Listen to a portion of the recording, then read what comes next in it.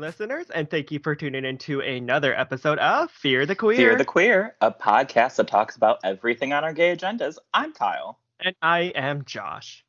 And on today's episode, we will be going through the list of the hot topics that popped up in our social media timelines this past week. And to join us for a second week in a row is our good Judy, reality show aficionado and skincare maven, Ms. Jill Konkel. Jill Konkel!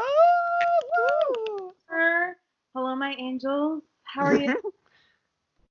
Thanks for coming back. Yeah, we're good. How about you? Well, I'm great, thanks. Thank you so much for having me. I've actually been having kind of like, well, it's only Tuesday, right? Yeah, it's Tuesday. But I've kind of been having the week from hell, but this has improved my mood substantially. So thank you so much for having me on. Of course. Wait, so what's been going on? You're so funny. No, there are two kinds of people. Of course. Right. So what's going on? Like, Kyle doesn't even bother asking. He's like, cool. Anyway. Okay, back to me. Yeah. I live in a very old building, and you guys definitely know this because this happened actually, tying into this episode, happened like 3 days before my Pride Party 2019 where my ceiling randomly caved in. Mm-hmm. It's raining a lot here in Chicago, like lots of floodings and everything. And I started noticing it was wet by the part where they patched up my ceiling last year. And then I have a crack in my shower. So I told my landlord a couple days ago, and I was like, hey, here's the situation. And my maintenance guy just took a look at it and then like told me he would work on the roof. So I was like, okay. So today in my apartment, I'm working from home, and I just hear this like crash, and it sounds like all this sand fell. And I was like, what? So I looked in the mirror, gosh. I look in. Before I checked it, I looked in the mirror. Big Leo mood. Right. So true. Looked in the mirror, checked the situation, and then assessed what actually happened. I saw that my ceiling had caved in my shower. So definitely a big ordeal. But the day before, yesterday, Monday, my phone also decided to die in the middle of the night, and I noticed that it was dead. And I woke up at like 4:30 in the morning and stayed up because I was so afraid that I was going to oversleep my alarm. So I had like 4 hours of sleep, and then had to get a new phone. But I love the new phone, so that's the silver lining of the story. Except it's more money to pay, but what are you going to do? It's a little plug for my Instagram, JMK Skincare. The pictures will be much better now. Yay! So, yes, and your bathroom now has a skylight over the bathroom, so that's great too. I'm really happy about that, especially the pictures I've been taking on Instagram. I have a lot more natural lighting now that there's yes. So, we're when in the words of Bethany Frankel, when life gives me limes, I make margaritas. Yes. Imagine like you're trying to take a photo, and then all of a sudden, like in the background, like your ceiling is just completely caving in.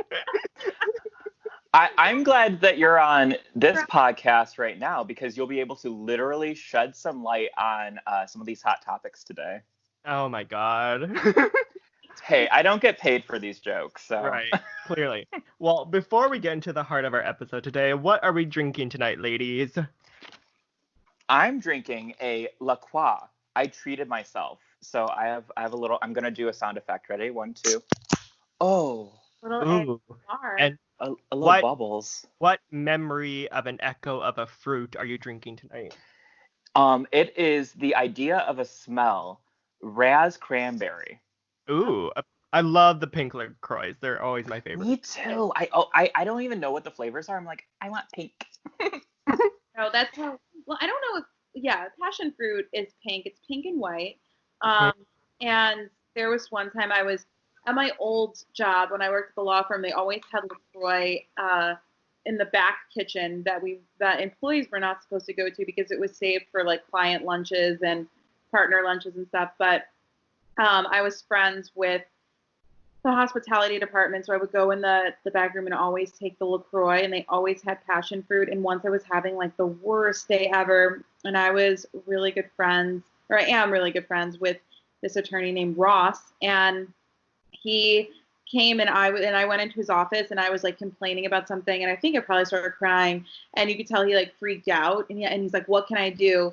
And I was like, "Can you please just get me a cup of ice and a passion fruit LaCroix?" And he's like, okay. And before he left, and I was like, "Ross, please make sure that it's passion fruit." Yeah.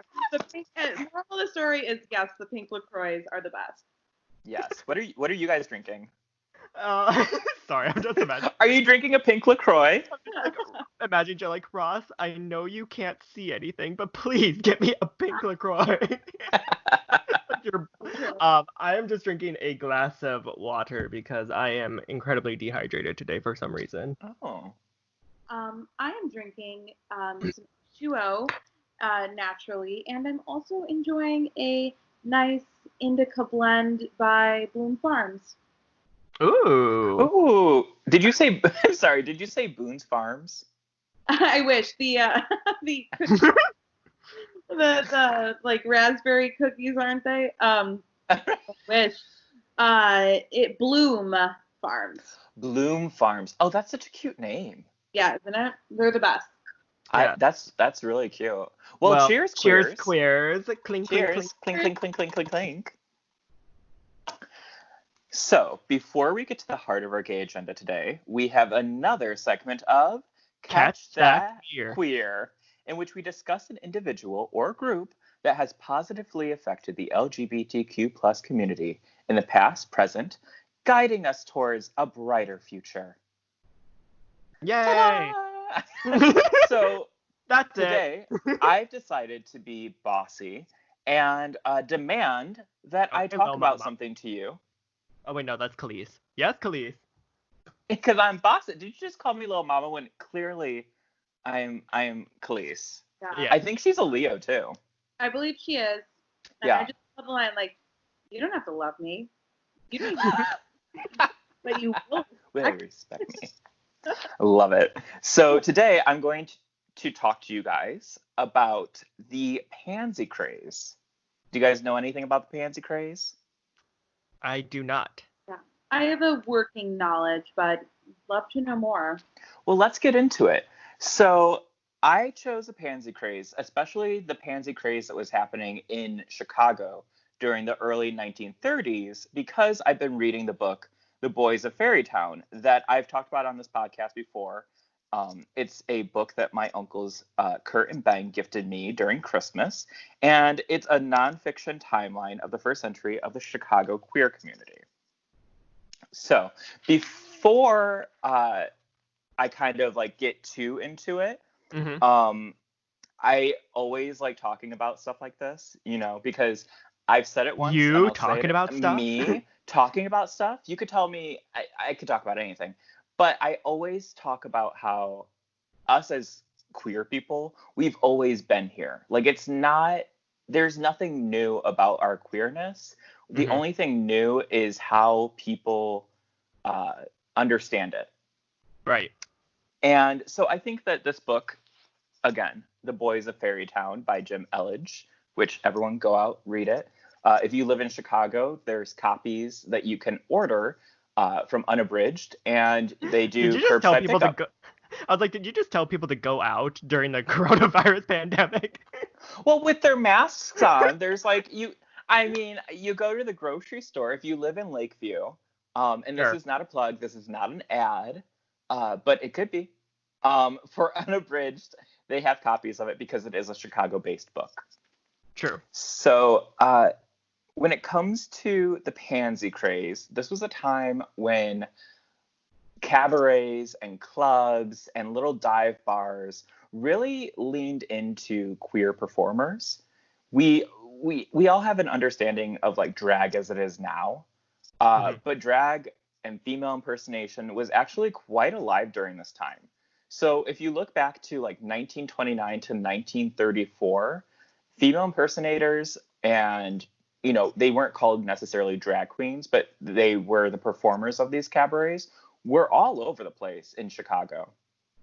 And the pansy craze didn't just happen in Chicago. It also was in Los Angeles and New York. So a lot of metro places, which makes sense because you have a lot of different people, and the diversity just kind of brings out a variety of creativity. So when it came to being a performer during this time, a lot of the pansy craze was happening actually in Chicago's Bronzeville neighborhood, which is a predominantly Black neighborhood on the south side of Chicago. You guys know Bronzeville. It's beautiful. Beautiful there. One of my favorite neighborhoods. Yeah, it's super beautiful. So this is also kind of during the jazz craze.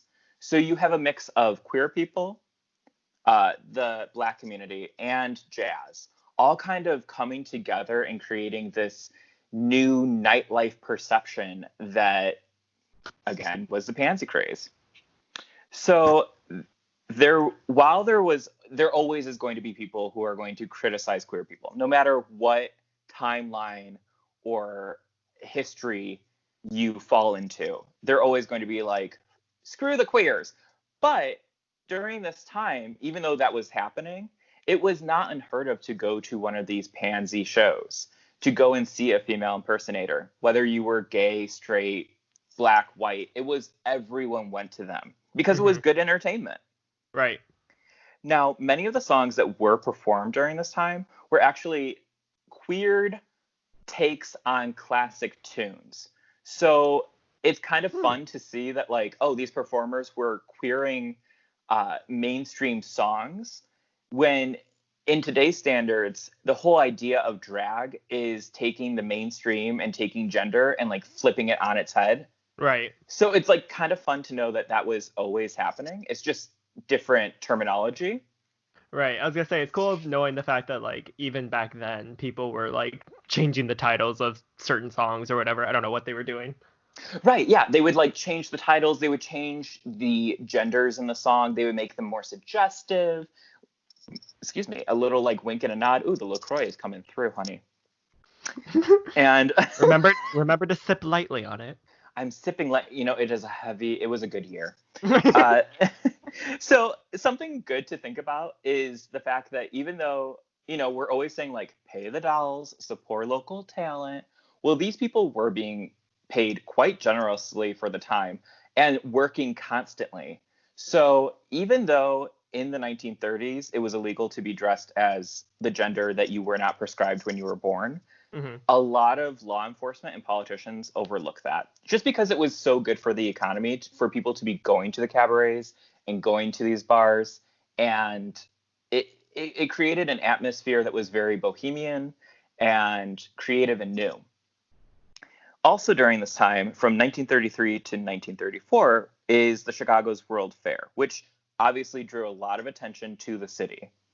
So you would think they would say like, okay, all the queer people, all the pansies, shut it down. But they didn't. They actually spotlighted it and allowed it to go on for the duration of the Chicago's World Fair. Even a guidebook of Chicago during this time, a tour guide pointed out to go to some of these clubs and use the coded language by saying it was an odd sort of place, which was like another way to be like, it's queer, go. Oh. Yeah, isn't that fun? That is cool. So it started to end, the pansy craze started to end around Halloween 1934 because that's when the Chicago's World Fair ended. So because there wasn't all these new tourists coming to Chicago, the mayor at the time told the police department to start cracking down on those places. So the first places that they would go to were, even though Bronzeville is kind of the focus of this, there were places on the north side of Chicago. One of the places called Towerstown, which I think would be kind of considered like Old Town today. They started cracking down. So all those clubs and cabarets started being shut down, or people were arrested. Cops would show up and they're like, put on pants, you're not wearing a dress, you're a man, to these, female impersonators. But they had not made it to the Bronzeville neighborhood yet. when they finally get to the Bronzeville neighborhood, the police were really pissed off because there's supposed to be this idea of like racial tension when it came to like this Black neighborhood and this Black community.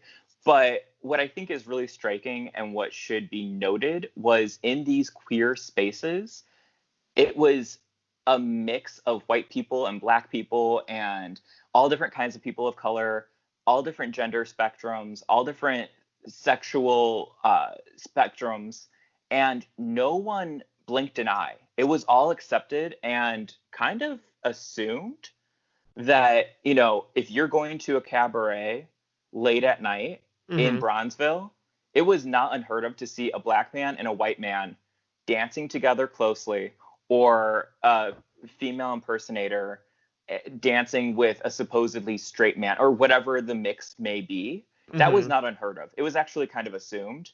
And that's where a lot of bohemians and forward-thinking people would go to, even if they weren't queer, just because they knew that it would be accepted and assumed.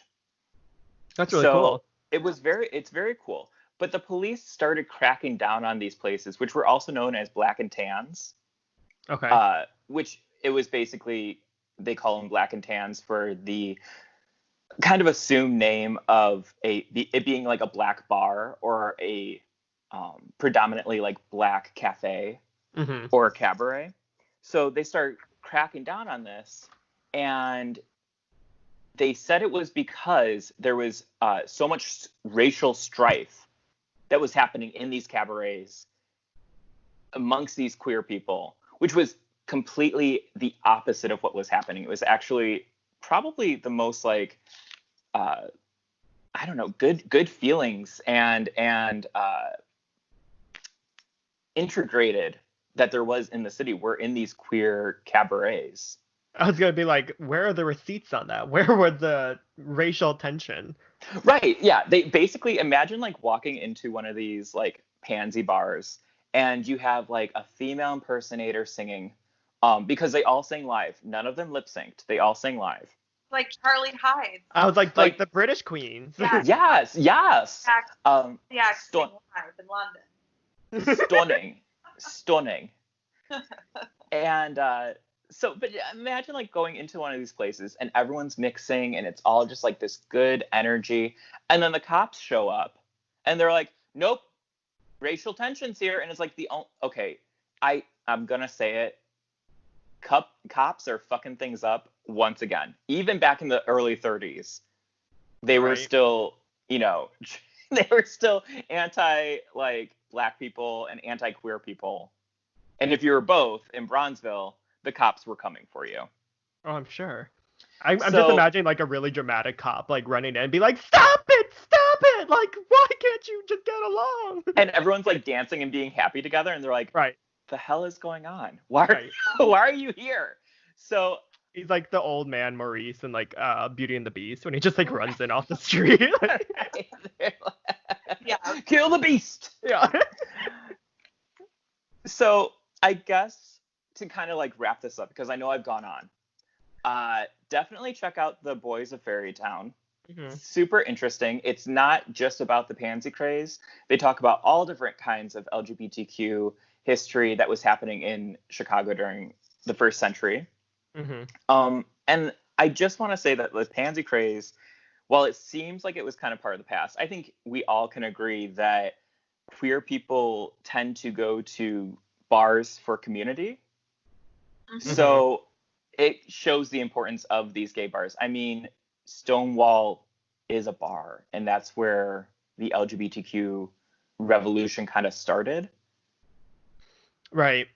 Well, so it's very, I think it's really interesting.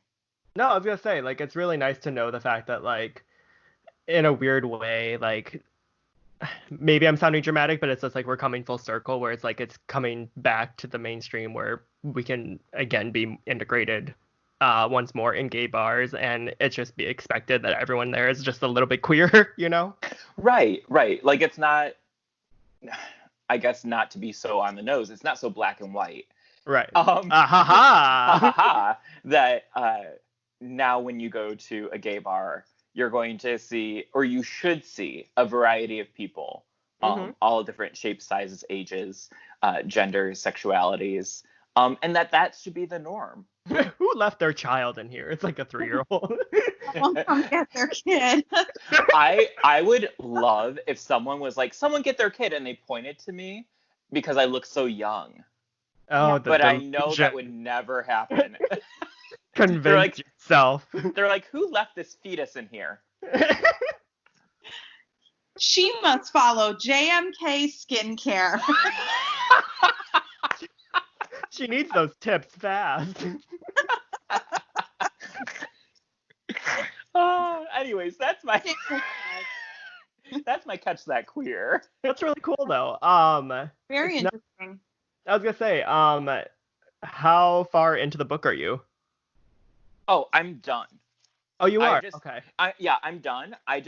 That chapter, here, I have the book really close to me and I marked it. That chapter was kind of towards the end of the book. Mm-hmm.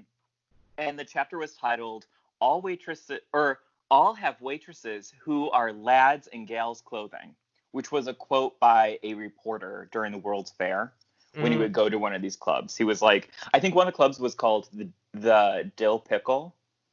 So he walks in and he's like, oh, look at these waitresses. That's a man.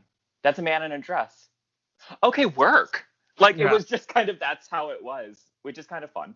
What's interesting is not that every queer person needs to or should be drinking, because obviously people struggle with alcohol, but I do think that, like, bars are kind of a meeting place. Like, you look at some of the bars in Boys Town, like, they have, like, spoken word, they have celebrations of, like, milestones in the community.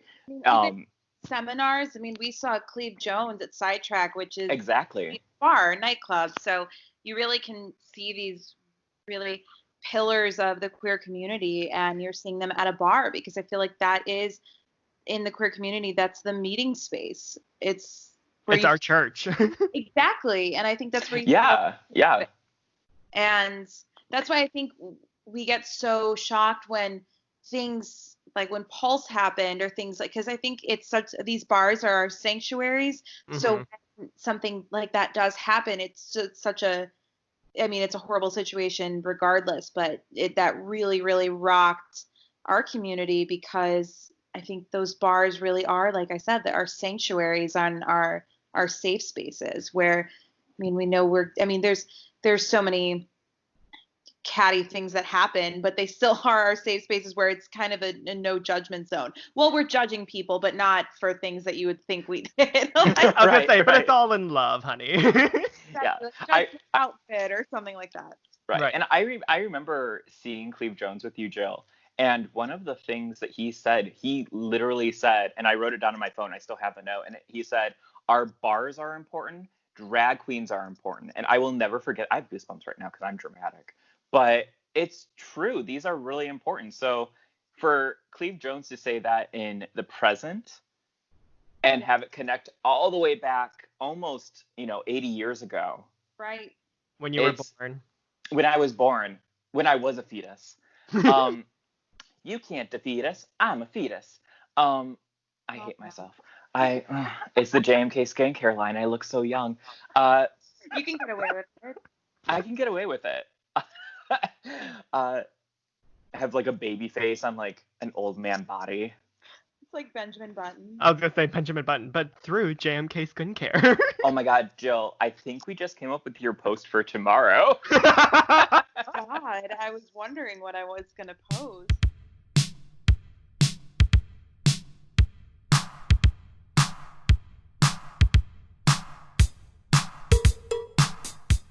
Now, to get to the heart of our gay agenda today, we will be discussing the hot topics that all of us kept seeing in our social media timelines, whether it was Twitter or Facebook or Instagram. And let's just talk about it, because I feel like a lot is going on while we're in quarantine. Or we're just on our phones more because we're in quarantine and social distancing. Yeah, I definitely feel like I'm like hypersensitive of like almost things happening in real time of like when it's officially announced something's happening. Yes. I'm just like immediately like, oh my God, like I know about this. Right. It makes you feel like you're super on top of things. Right. Which being on top, that should be new for you, right? I have Oh. no response to that. Well, let's get into it. Not get into you, but get into the topic. Oh my goodness. So the first up, I know we've all seen it, but let's talk about the Meth Gala, which those listeners who don't know what the Meth Gala is, it was this group of gays that got caught in New York City, basically gathering and not social distancing to party. And there was a DJ and possibly some drugs were happening. And what ended up happening is everyone who was at the party, which it wasn't a huge party, we should say that there was, it wasn't a huge party of people, but everyone who was caught in the video that was posted started to having to come out and apologizing, and they basically all turned on each other once it was posted. And I just want to know from you guys, like, how do you feel about that? Like, I feel like as queer people, do we hold each other more accountable, or not even just queer people? I guess like with this whole social distancing and stuff like that, like how do we, what is okay and what is not okay? Like, are we allowed to have like a meth gala disco club in the heart of New York City, or should maybe we like maybe take a second and just Zoom with our friends and have a glass of wine? Well, I mean, coming from someone who, as I'm getting older, I feel like I'm becoming a little bit more introverted. As for me personally, it's like, of course, the gays are the ones who get caught, like having this Right. huge ass rave, you know. Um, I have to say, I'm not surprised by it by any means. Like, I feel like the gays will always find a way. Where there's uh, a will, there's a gay. right. Where there's a hole, there's a gay. Um, Oh. Cool. I don't know. I have mixed feelings about it. I get the feeling of going insane, of like being cooped up and things like that. But Mm-hmm. honestly, if that's like the worst of my problems, that I am bored, then I think I have it pretty well off, you know? Um, Right. um, I don't know, because I'm trying to relate it. I'm not trying to drag my friend into this, but I know a few people who have actually been going over to their friend's house to like watch like virtual raves or like hosting little parties themselves and stuff like that. And I don't even know like what my place is, but I want to yell at them so badly, but I know that's not worth it. Um, but it's just like why do you feel like you need to do this so badly to just sit around in a circle and watch a virtual rave on a TV screen? Like how is that so much fun that you need to be together for that? Um, I don't know. I've been by myself this entire time, and I'll say like, And that was before quarantine. and that was before quarantine, truly, because I do like my alone time. I'm Yeah. so vocal about that, but I do think I get a little frustrated. Not so much that it's not like a FOMO feeling, but it's the feeling of like, okay, I've been doing what I've been told to do. I've followed the rules, and why am I like, it feels like I don't get to have fun. Like, it is frustrating, but I understand the importance of it. Does that make sense? Yeah. Yeah. I think we're all frustrated. Well, Like, it's hard. I just feel like people can find creative ways to still interact with one another, but not Like feel like this. yeah, like a Skype call. Like who Mhm. has used Skype since 2011, you know? And we're bringing it back. Yeah, so true. Right? Personally, I think, I don't know. It kind of rubs me the wrong way about how everyone is critiquing how everyone else is quarantining. Mhm. I I don't want to say I mind your own business because I am a gossip queen, but with things like that, I am very much like a mind your own business type of thing. I mean, I've been quarantining correctly. I met up with a few friends just to go on walks and stuff like that, and maybe honestly that is frowned upon. But it's like you just hear so many conflicting things that, you just try to do the best that you can and think. Mhm. I mean, I wear a mask everywhere I go. I Mhm. try to social distance as much as possible. I mean, I'm not going to my friends and hanging out, but honestly, I think that the critiquing of the way people are handling the quarantine is making our mental health even worse, because I feel like it's kind of pitting us against each other. And, everyone, I mean, you can have your opinions, whatever, about the coronavirus, but it's just kind of, I'm very much kind of like, do your thing. And Yeah. I feel like if there is a friend I know who's going to like a rave or going to, a big party, maybe I wouldn't hang out with them during this quarantine. But the people I have seen are also quarantining according to the rules. I mean, no one's perfect in this. Right. No one is. And yeah. You know what it reminds me of is like when you are in elementary school and there's always like half the kids who are very much like the rule followers and very much like, well, whatever the teacher says, I'm going to do it. And then there's always like the other half who like kind of do their own thing, but they're still okay. Like just because they're not doing exactly what the teacher is doing, like they're not, I don't know. And I don't know why, but it kind of reminds me of like that because I definitely feel like I was a rule follower in elementary school and like I would fear my teachers. And so I think part of it is, I think part of the reason why I'm so like abiding by the rules is out of kind of fear in a way. Sure. And I get that too. I mean, I'm just abiding by the rules, just because you have to. Right. But I mean, of course I'm not perfect. But I think I'm pretty good if I had to score myself. I mean, there are a few people I know who still are, going on Tinder dates. They're still going on first dates, meeting people off of apps. And first I was like, oh, that's kind of, wow. That's a lot. fun. But I honestly, I think with everything going on, the last thing that I think we need is to be kind of mad at people or policing the way that they're quarantining or doing stuff like that. It's like, if you're not going to do it, then you're not going to do it. I think what's hard is like, just me personally, is I feel this immense guilt even leaving my house, which I know is crazy. Like that's totally crazy because I have my mask. I'm social distancing from literally everyone. But even when I go to the grocery store, which I shouldn't feel bad, I shouldn't, but I'm still like, oh my God, there's so many people here. And you just like try to do your best. I think the hardest part is kind of it's not necessarily like quarantining, because I think that maybe it's just like the idea of like social distancing is if people are throwing these big raves, and by big, I mean like, whatever, 30 people or something. If they're having these parties and gathering together, it's like they don't feel bad if they get the virus or if they spread the virus or whatever. They don't feel bad about that. They feel bad that they got caught and that everyone is critiquing them. So I don't know. Like part of me is like, oh yeah, what? I mean, right now, as I am speaking, I am currently critiquing them. So like I get not like it's not good for the mental health. I get that too. But I also think that like it's more so just like holding people accountable. If that makes sense.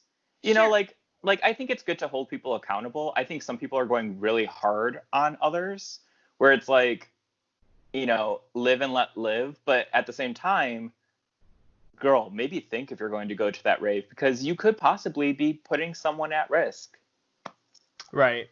Like, I don't know. It'd be one thing if they all consciously made the decision of just like, well, I'm putting myself at risk for doing this, but I am so desperate for interaction that I'm just going to do it, versus them being like, oh my God, like I didn't realize, oh, it's his fault. It's the DJ's fault, or I don't know. Right. It's kind of, it has been interesting to see, especially this New York group all sort of go against each other at this point and kind of like point fingers at each other like, well, you were DJing, well, you organized, well, you brought the drugs. It's like kind of it's interesting how the rats are eating each other. When I don't think any of us would even be talking about this specific incident if they hadn't posted a video.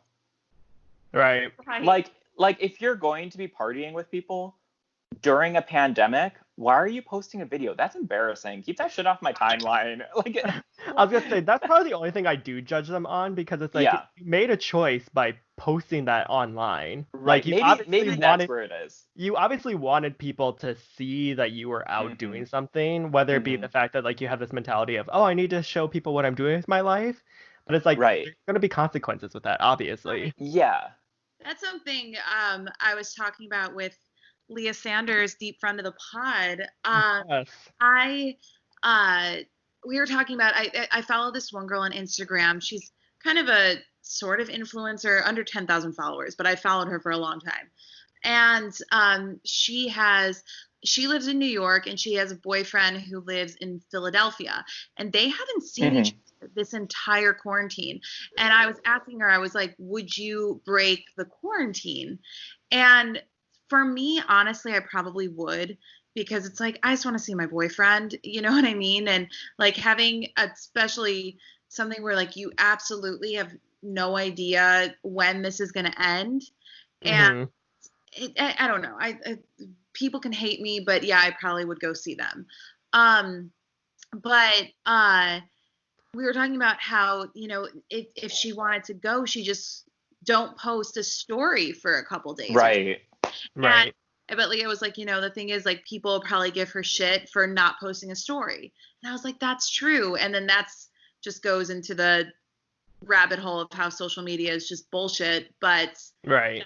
that's another episode. But it's like so many things of where like you don't think about like, yeah, I don't know. It's a fine line, but it's also a very gray line, and Yeah. yeah, weird. I And know. if you're at the Meth Gala, it's a Coke line.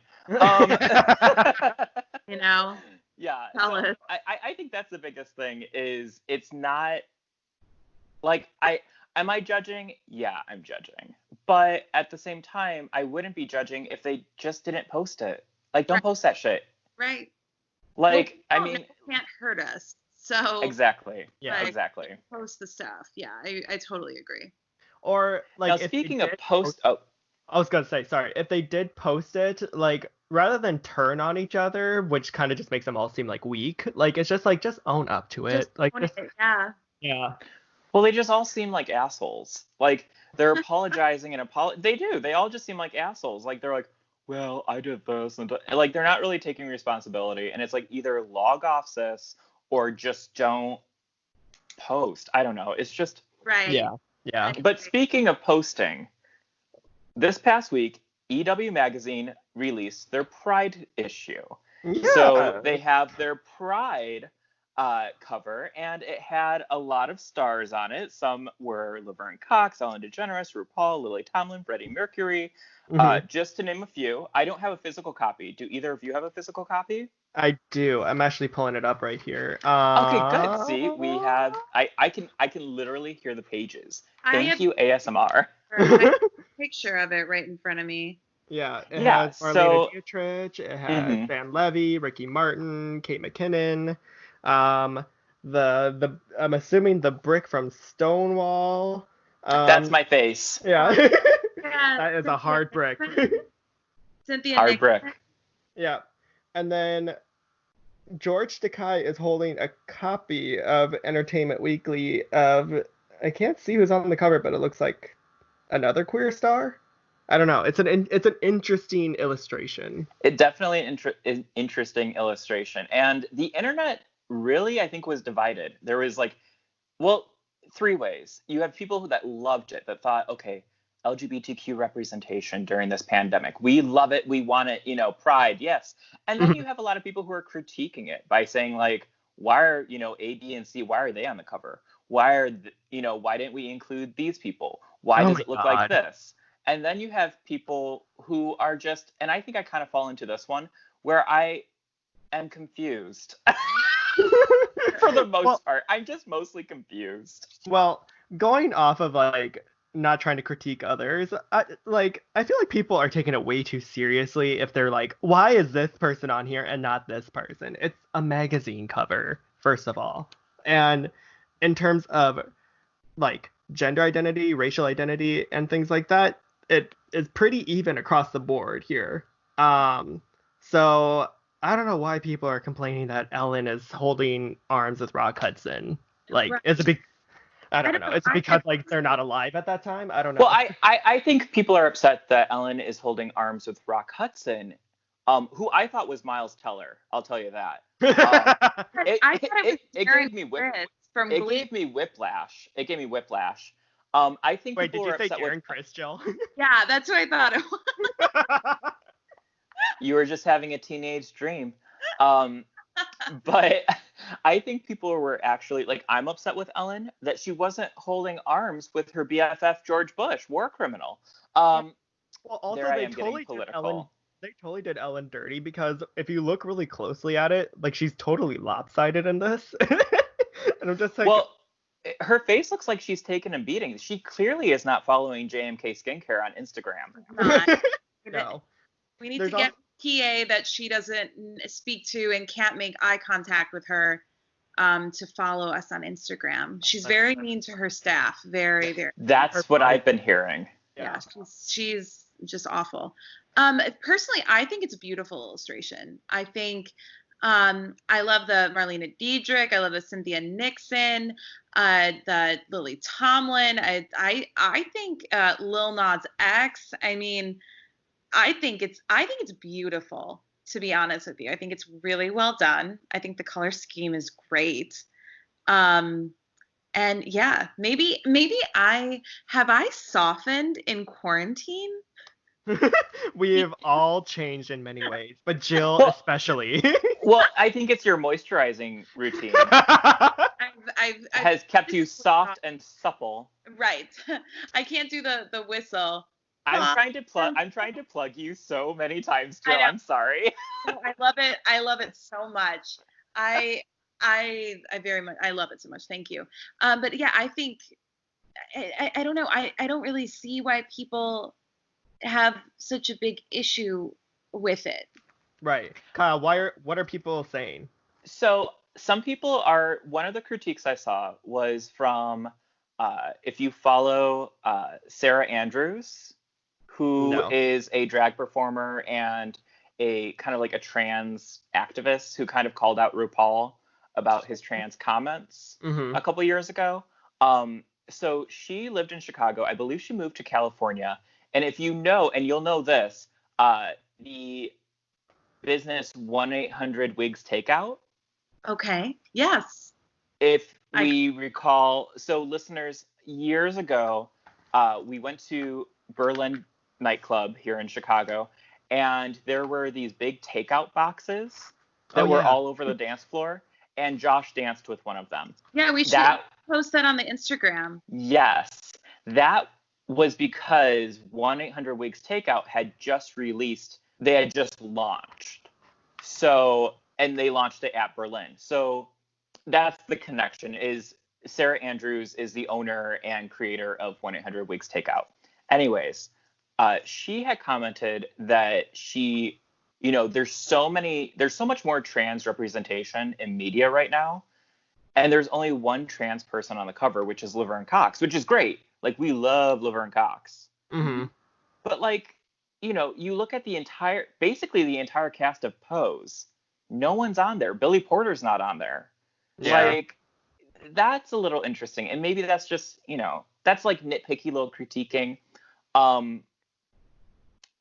Some people were critiquing the fact that Ellen DeGeneres and RuPaul were such big, like, fixtures on the cover. I mean, RuPaul's basically in the middle on top of the piano with Elton John. And people were saying, like, with everything that RuPaul has said and done lately, why is she in the center? And I kind of get that. We also don't know when this was commissioned. So also, like, was it commissioned before the fracking comments? Right.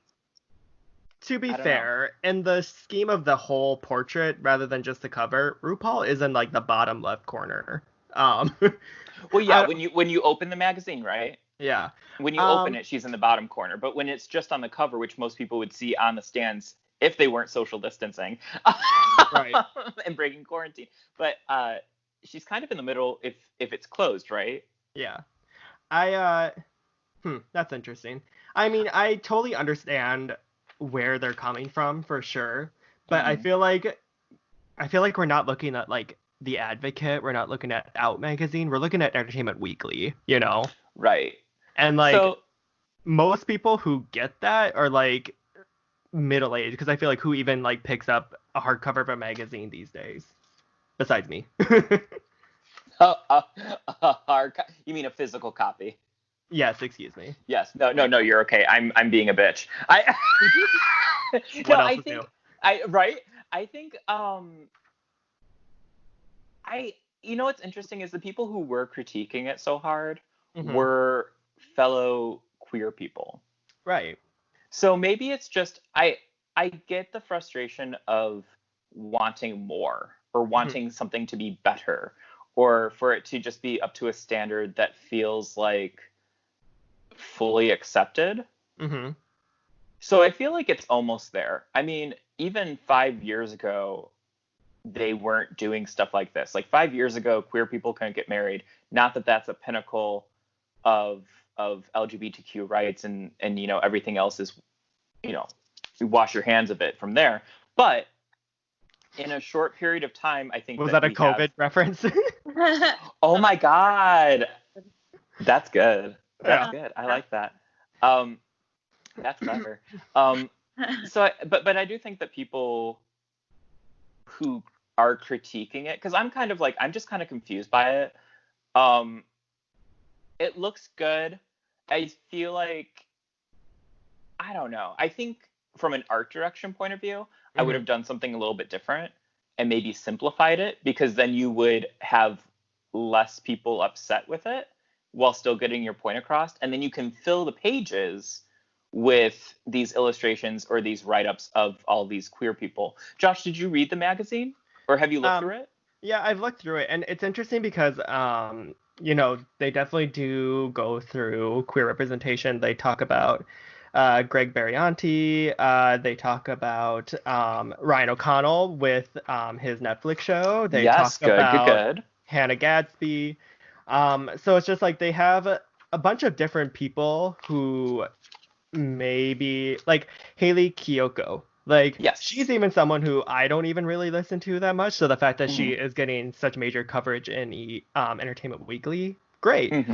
I think where I can see why people are getting frustrated with the cover, I can actually expand it more in the content of it.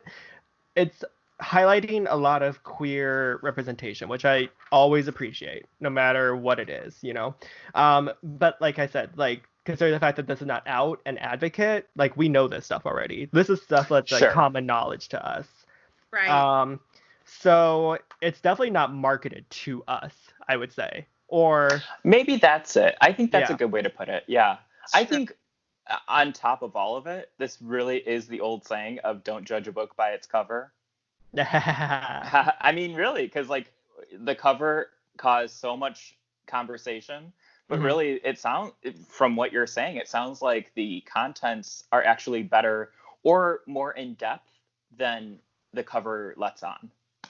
Yeah, I mean, there are still things that I have learned through this, because they have this 3-page story of Paul Lynde from Hollywood Squares. Oh, yeah.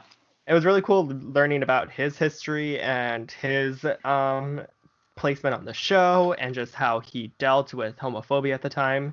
So yeah, there is still great content in here, but I mean, how could you fit all of that on a cover of a magazine? Exactly.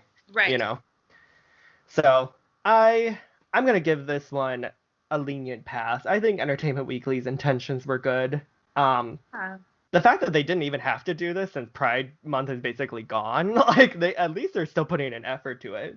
Right. That's what I'm saying. I give it a 2. I think I don't know.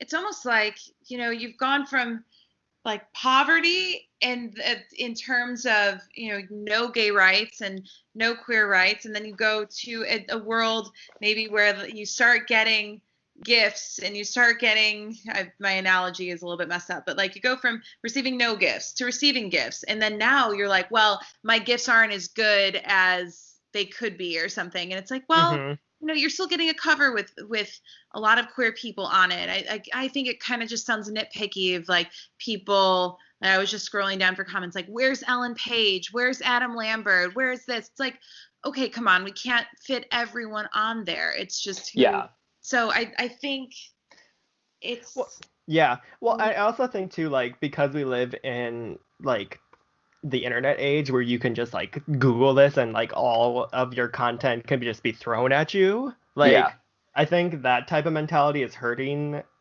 this cover in a way. And I mean, to be fair, where is Adam Lambert? What is he doing? The reason why he's not on this cover is because I don't know where he is in the first place. I believe that he's releasing an album soon. Right, but he was recently starting fights at the closet, so maybe he's just there. We love a messy queen. We do. I mean, yes. That kind of takes me back to being a messy queen myself. I think the scrutiny should be I haven't left the house now. I think the scrutiny should be less on Entertainment Weekly. Like, obviously it's okay to critique people as long as you're not like, I don't know, being hateful. Sure. And being like, oh, well, this is why I feel this way. I think that's okay. But I think the larger scrutiny is, in the grand scheme of things, queer people don't get, like, it's still not up to the standards that the heteronormative society is at for everyday, like, you know, if we go by like gifts and stuff like that. So on like the timeline of you know, high points, this cover just feels kind of like a crumb. Yeah. Right. And so I think because we don't have a wider span of things to critique and digest and take in, we're like going in on this one little crumb that has been dropped to us. Right. And I think that's why people are so like against it's like each other and critiquing. Placed under like a microscope, basically. Right. Is because it's such a small thing where if, you know, as a society, if it was more widely accepted, I don't think we would even be having this conversation. You know what I mean?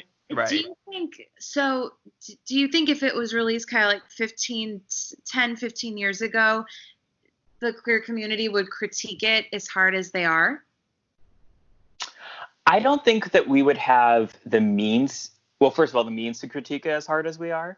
And I don't think they would, because if you look at 10 or 15 years ago, we didn't have, it's a weird thing. We didn't have as much queer representation, but we also were more accepting of what we had. Does that make sense? Yes. Yeah. Agree. So I don't think it would be critiqued as harshly. I think it's in human nature to critique things, especially things that are presented to being, oh, this is for you. And like you said, Josh, I don't know if this cover is necessarily for us, but it's a nice gesture, I think. Right. Yeah. Yeah. Yeah, I'm still okay with it.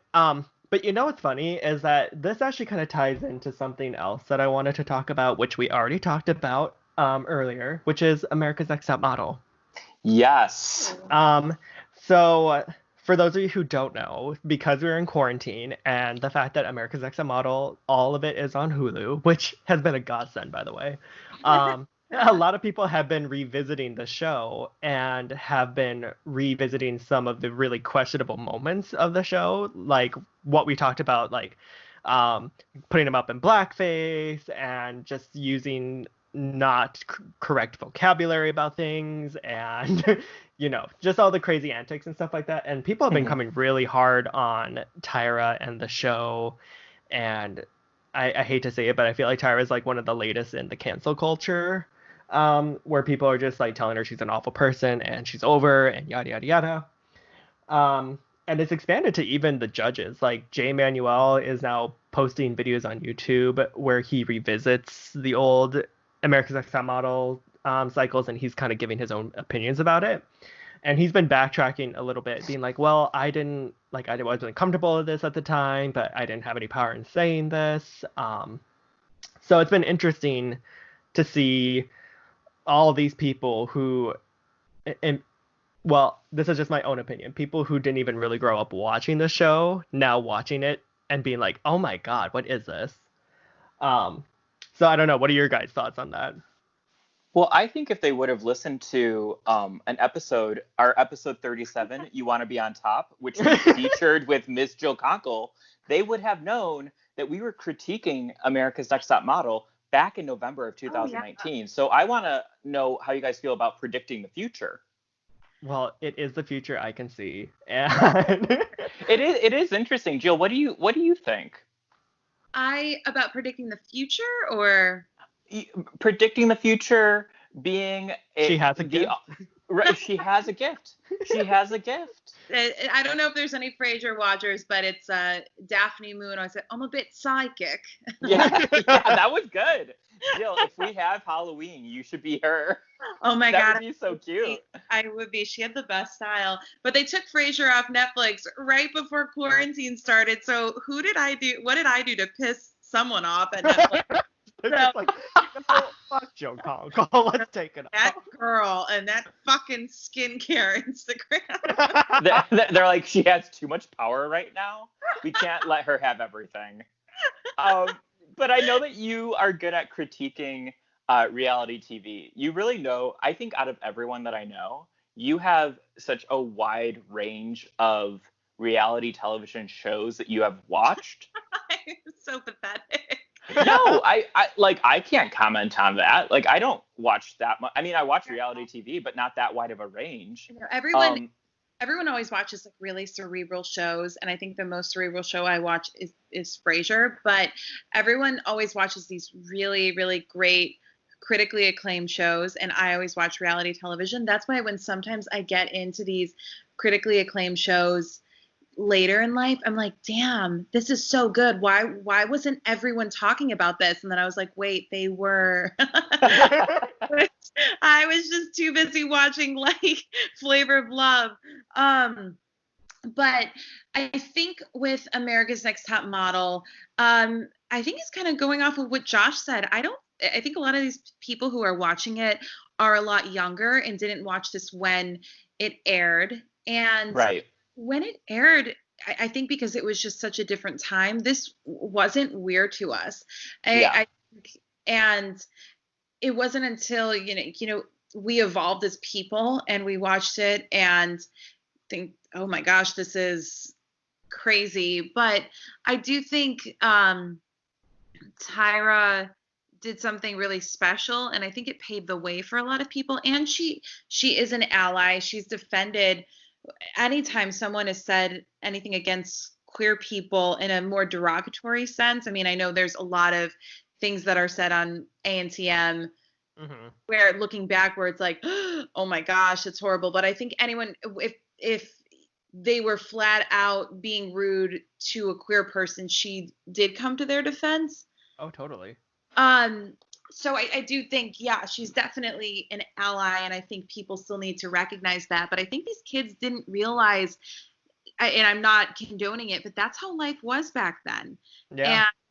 And that's just, it's kind of a time capsule. And I think it might be good I appreciate that kids are watching it, that they can kind of see, yeah, we have really come far. And especially our millennial generation, because I think a lot of these Gen Zers are the ones who are watching it. It's like, we've done a lot over the past 10 years. The generation above, yes. We've done a lot. So pay respect. I'm just joking.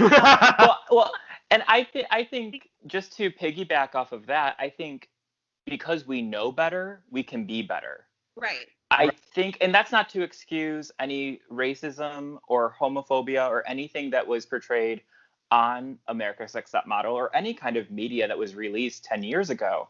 But I think that having an honest dialogue about why it's not okay, I think has made the corrections, and we're able to now go, oh, wait, yeah, why the hell would you ever put a model in blackface?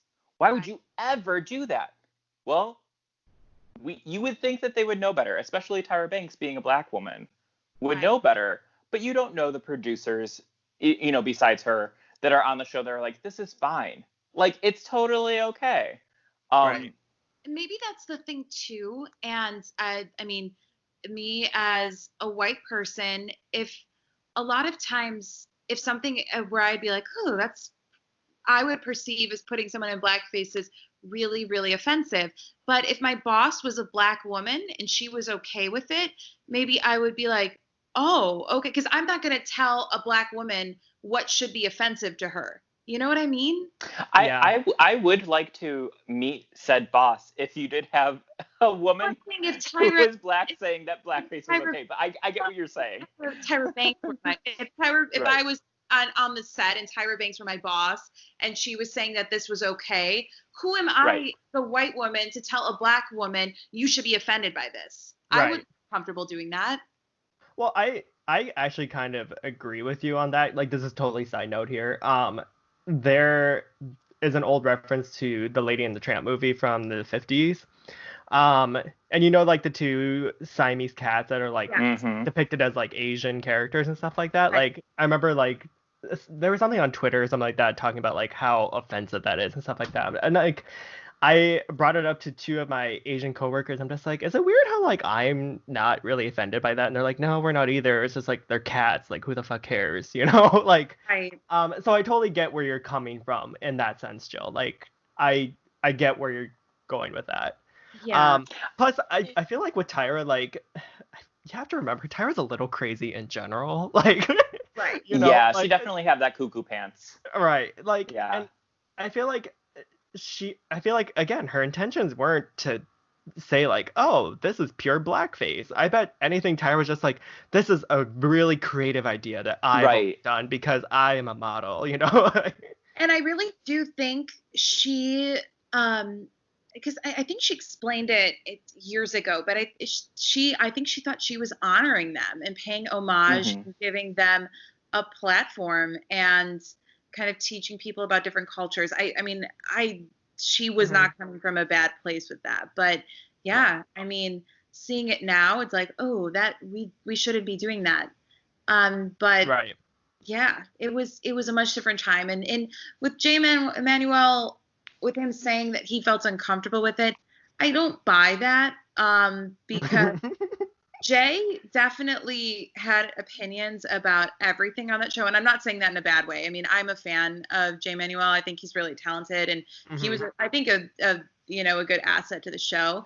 But I mean, he always was stating his opinion, and he was like, he was Tyra's like right hand man. Like he agreed with everything she said. So it's like, dude, you were, I'm sure you were fine with it. And I think he's watching it back now and being like, oh, that was bad. But I think maybe that's a testament to how he has evolved, that he can kind of recognize, be like, oh, well, what I was doing was not great. But that shows, he has the self-awareness and to show. But I think you kind of have to own it. I mean, we all could look back at ourselves back then and been like, what? Like, if we weren't as evolved as we are now, but you just have to own it. It was a different time, and you weren't educated enough. And yeah. Well, and like, there's so many other. Oh, sorry. Go ahead, Kyle. No, I was just going to say that I think the most dangerous person out, like in the world, is the kind of person who thinks that they know everything and don't need to learn anything else. And so I think that, like you were saying, Jill, Josh, I love you, but you need to learn. No, I think that we're, like you said, we're all learning and we're all evolving. I think, and sorry if this kind of derails, Josh, go ahead and say what you were going to say, because I'll bring this back up. I honestly can't remember what I was going to say. I'm so sorry. I was just going to say, well, I was just going to kind of wrap around and say, we're talking about this because, one, there's been some pieces that have been written about the whole America's Next Top Model and stuff. But also, Tyra released a statement on Twitter kind of apologizing and saying, like, wow, these things did not age well. And there's a lot of issues. Thanks for bringing it to my attention, sending you all virtual hugs. Do you think that's enough, or would it be fun? And I don't mean like fun, like ooh, but it would be interesting if Tyra herself or her producers or whoever, manager, whatever, went back and went through kind of, I guess, these rough moments in the show's history, and had her address specifically those moments. Like, oh, so you told a model that she shouldn't, tell people that she's a lesbian because it would hurt her career. Have Tyra address that. Be like, I don't feel that way. But back then, if you were a lesbian, it might hurt your modeling career. Or have her address doing blackface on the show and say, like, I thought I was honoring people, but I know now that that is not how it looks to everyone. And kind of, I don't know, just take more responsibility, I guess, for the content. I guess if you release media into the world and people are critiquing it or saying, I feel bad about it because of this, you should be able to kind of reflect and say, like, okay, I get why you feel that way. Let me respond. Well, I think that's kind of what she did by the tweet, right? I mean, I think with some of those things, yeah, but then I think it would get redundant after a while. Kind of, I that's the way I thought back then, but that's not how I think now. You could list so many things and be like, yeah, that was really inappropriate, but that's not how I think now. I think she was kind of, I mean, blanket statements aren't great, but I think that was just kind of like, hey, I hear what you're saying and I agree with you. Yeah. Plus, there are so many other shows. Like when you look and study like reality TV shows around that time frame, this came out in 2003. Like, right. So we have shows like The Bachelor and the original Queer Eye for the Straight Guy and even American Idol. Like they have all done like shady things in the past. Like American Idol, they kicked off what was her name, Frenchie Davis, on the second season because she originally posed nude online at one point. And they're just like, oh, well, we don't want someone like that representing our show. And they kicked her off the show. Like today, right? No one would stand for that. But no one would be on the show. We're all naked online. But that was the thing too. I mean, they kicked off Anjali for being an escort, and it's like, shit. I mean, honestly, who hasn't been a sex worker in some capacity? Honestly, just me anyway. But the thing is, I don't know. I think there's a lot of things on a lot of shows. I would be hard pressed in the past, a show that maybe ended, let's say around 2013. From the beginning of time to 2013, the beginning of reality television to 2013, I would be hard pressed. Show me a show that didn't say something problematic. Oh, 100%. Like I think you're right on the money with that one. RuPaul's Drag Race, it definitely is learning when it comes to like the reality TV, what is okay, what's PC and stuff like that. And speaking of Drag Race, another topic, it was announced that the Drag Race season 12 finale will be done via Zoom. So these girls are going to be Zooming for the crown because of quarantine and social distancing. How do we feel about that? Gosh. Okay. So this is going to come from a very large place of privilege. This is probably the hardest quarantine or a thing that has happened in quarantine yet. Was very disappointing to me and I understand they're doing what they have to do. But it's just so sad not being able to be in a bar watching the finale and just seeing just such a grandiose display. And yeah, it genuinely bums me out so bad. I'm excited that it's still happening, but it's just, I don't know. I'm sad about it. But I'm sure it's going to be great and as good as it can be in quarantine. It's just so sad. This will be the first finale in a while that we're not watching at a bar. Yeah. True. I was gonna say, I think it saddens me because it literally it's so weird how quickly time flies, because I remember it was me, Matt, and Jill watching Evie Oddly win at Sidetrack at a crowded bar. And that was 1 year ago. And here we are now watching it through someone's laptop. It's just these times are fucking crazy. I think the disappointing thing for me about it is more the sense of the girls deserve better than that. Right. Because I feel Yeah. like this was such a strong season. Like if last year the girls did Zoom, I'd be like, well, whatever. Like I wasn't really rooting for almost anybody at that point. Right. But this one is just like, like Crystal, Jada, and Gigi. I'm just like, oh, they're all so talented. I'm just like, oh God, I hope Zoom can actually like handle what they want to do, you know? And like give them justice. Right.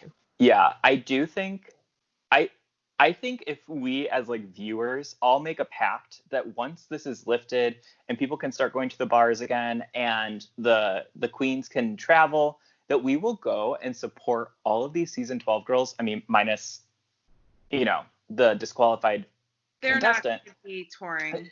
They won't be touring, right? Good point. But everyone else, like, I want to see almost everyone. There's like maybe a handful that I could kind of do without, but that's no shade. That's just whatever. Can I just back on that comment though about that specific contestant? I was taking a walk the other day and this thought popped in my mind. How, what happened with that contestant? Obviously they really wanted to fly under the radar, and they have to be the luckiest person in the world, because a time where you were going under such scandal and didn't want to leave your house, a global quarantine happens. Right. Like, she got off the hook. How lucky is somebody? Like, that is insane to me. Are you suggesting that said contestant started coronavirus? Yeah. I think that pie had some bat in it. I would say she is possibly as terrible as this virus. Yeah, she herself is a virus. Yeah. Oh, she is. So yeah, that was just a thought in my mind, and I had to express it, because what are the damn odds? It is kind of wild. She got off kind of lucky. I do think, especially the top 7, I stand so hard. Like, you have literally like from like Jan up. I'm so like, I want to see Jan. I would love to see Widow. I think Widow would be a great show. Me too. Obviously, Heidi in Closet. I'm so happy we got to see her. I was like, we already at Black Girl Magic, right? And to see Heidi in Closet and Jada Essence Hall. Jada. Oh my God. And for them to become so beloved. Yeah. That's really cool. So I'm excited for them to tour again. I do think that this season was one of my favorites to watch since like maybe season 8. And I say that in the sense of like season 8 had Bob the Drag Queen, who is one of my favorite performers that to come out of RuPaul's Drag Race, and Kimchi and Naomi Smalls. So it was like rooting for Chicago girls. Right. So that was like a fun season for me to watch. Obviously Shea Coulee in season 9, like, hello. But I think it'll be okay. I think the Zoom, I hope that, and I don't know all the details because I don't have that many insider sources, but I hope that they like. We all know you were banned from the lot, Kyle. I was banned, but I hope that the producers or World of Wonder or whoever sends each of the contestants like, okay, here's lighting equipment, here's microphone, like, how they did for like different other reality shows. Like, I know that they did for Vanderpump Rules and The Real Housewives of Atlanta. Like, I hope that they set them up so that it's not this like shoddy like I mean, I've Brita seen... filter on her computer. I don't need to see that. Right. Well, I mean, I've watched like a few specials that people have made. Like ABC did like a Disney sing along at home. Oh yeah. Thing. And like there are ways to edit around it where it is really cool. It's just that I feel like they're trying to go for like a live feeling for it still for the finale, and I don't know how that's gonna work, but that's just me. It'll be interesting. I mean, I gotta hand it to them, the fact that they're they're going forth and they're not just going to go, okay, like, I'm happy they're not just saying, we're going to put a pin in it until this lets up and then we'll proceed. I'm glad that they're like, we're still going to do it. It's okay. Yeah. Like, I mean, it is a testament to the top three that they're all great. Like, I'm such a Jada stan, but I would be okay with having Gigi or Crystal take the crown. I will say that because I am a wild girl, I did do some like math, and I made I, you know what, I should post this on the Facebook, or well, I should post this on the Facebook. I should post this on Fear the Queer's Instagram. But I made a chart of the top three and gave them point value based on if they won the challenge, if they placed high, if they were safe, if they were low, or if they were in the bottom two. So And you did so, dusted or busted, basically? what's that? You never heard of dusted or busted? No, what's that? It's the scoring system that people use to rate the girls. Oh, well then I guess I'm You just like psychic and rip I up the didn't know that. papers. I'm just like, well, fuck my Well drag. then, Yeah. you're like But- a fire start. right. I'm just like, well then, whoosh. So in doing so though, I gave like, if you won the challenge, you got 5 points. If you placed high, you got 3 points. If you were safe, you got 2, low 1 point, bottom 2, you got 0 points, right? Yeah. So I went through and Jada got 31 points. Gigi Okay. got 34 points, and Crystal got 25 points. So theoretically, those aren't, like, that's not that bad. Right. No. You fair know, enough. like, they're all really close. Yeah. Like, Crystal has a lot of very high ratings. Mm-hmm. Jada was either safe, high, or 1. What brought her down was the bottom 2. But Mhm. even Gigi, she didn't get a lot of good points when it came to weeks 8 and week 9, because she Yeah, 'cause she was in started- the bottom. Because Like, she started or like dipping a little bit. yeah, Yeah. she placed Yeah. low. So really, I could see any of them taking the crown, and I would be okay with it. Yeah. Me too.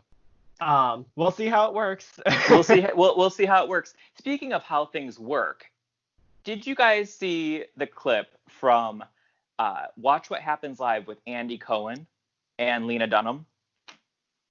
No. I saw a little bit of it, but I'm not a Lena Dunham fan, so I didn't really pay attention to her. Totally fine.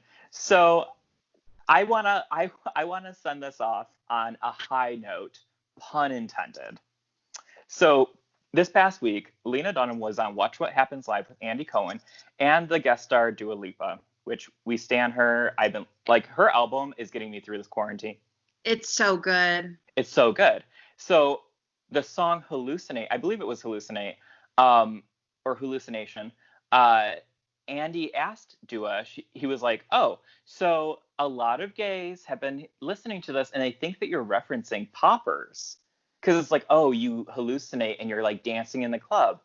And she kind of laughs about it and she's like, oh, you know, like, that's not what I was referencing. But if that's how they take it, like, whatever floats your boat. And Lena Dunham, in typical Lena Dunhamness, speaks up and is like, so as you know, Andy, I'm surrounded by a bunch of beautiful gay men a lot of the time.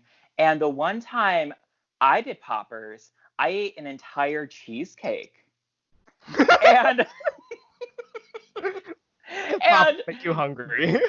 right, poppers make you hungry. And Dua and Andy both have the look of like confusion, but also like, girl, no, you didn't. And like what? Like they're not buying the story. Like if she ate the cheesecake, What? like who would eat an entire cheesecake? If she did poppers, the only way that she's eating the entire cheesecake is through her gaping asshole. Oh my god. Like, and I mean, Lena Dunham is eating an entire cheesecake with or without poppers. Let's be real. Yeah, I mean, exactly. Like, it does not take poppers for me to eat an entire cheesecake. Right. And It definitely. and I'm a stoner myself, and no matter how high I get, I don't even, and cheesecake is like one of my favorite things. I don't think I could eat an entire cheesecake. Do you like, think? It's the stomach ache of the century. That would suck. I'm just wondering what her gay friends had her do that made her hungry. They're like, oh, girl, this is poppers. And she's like, really? Ooh. And they probably just had her smoke something. It's literally the first episode of her show Girls where she drinks the tea and gets high. And it's like, I thought you said Twix tea. And they're like, no, twigs. Like it's going to get you high from the twigs. It was like Lena Dunham's I'm really into voguing right now. Right. Moment. So there's a lot of in all of Girls, there is a lot of drug use that doesn't match up with the drug. I don't believe that Lena Dunham actually does drugs, and that's okay. I'm not like she's actually straight edge. I'm not saying like, oh my God, Lena Dunham. Could you imagine? This is not me advocating for or against the usage of drugs, but she doesn't. Huh? My view on drugs is do whatever you need to do to get through the day. Right. Yeah, Lena Dunham, if you need to do poppers and eat cheesecake, you go, girl. I mean, if I had to choose a drug of choice, it would definitely be cheesecake. Like, come on. For one vice, ladies and gentlemen. Yeah. I love cheesecake so much. My aunt used to make the most amazing cheesecake, and I don't know why, and I was so obsessed with it as a child. And probably because you were doing poppers. I was gonna say it's because your aunt was giving you poppers with it. So like she in 1 year, and everyone knew like I was just obsessed with cheesecake, and I was maybe like 5 or 6, maybe 7, and it's irrelevant. I was a kid. And it was 9, 10. Okay. So I got 8, 9, 10, 25. So they told me, they were like, Jill, we forgot to make the cheesecake. And I was like, what? And they're like, yeah, we forgot to. And I literally remember sitting at the counter and crying. And then they came out with the cheesecake. Like, first of all, why would you do that to a kid? Second of all, I was crying because they didn't make a cheesecake. The heart wants what the heart wants. Yeah. To wrap that up, I just wanted, and I didn't bring this up to you guys, so I apologize, but I wanted to give a quick shout out to the fact that Oops, I Did It Again turned 20 years old a couple of days ago. Oh my God. That makes me feel really old, but that was really probably the most formative album of my young childhood. Then I thought I was cool and got into Gwen Stefani, but now we realize that I was already the coolest because I was so into Britney, and Gwen Stefani is canceled. Yeah. I mean, Trump won when she started dating Blake Shelton, so I just... Coincidence? I think not. Yeah. So